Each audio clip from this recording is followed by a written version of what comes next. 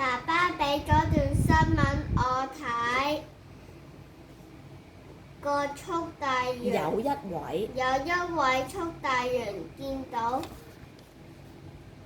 爸爸跌倒，仲受咗傷添，於是哥哥就用佢嘅手推車推爸爸去佢想去嘅地方。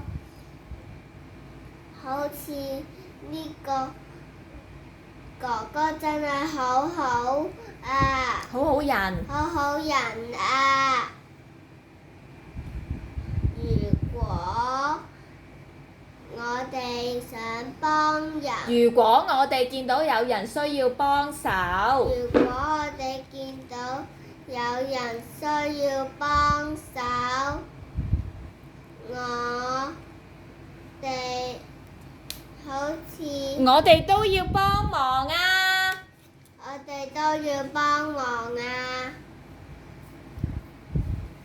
好似我咁，我喺足球比賽嘅時候，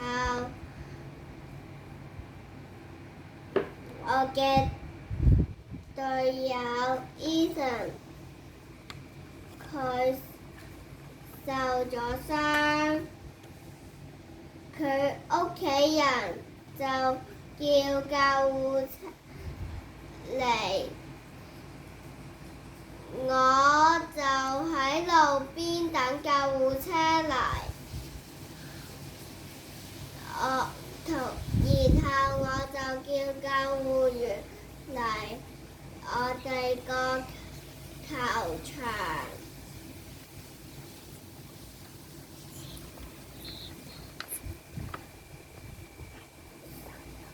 Ethan 需要幫手嘅時候，我能夠幫到佢，我覺得好安慰啊！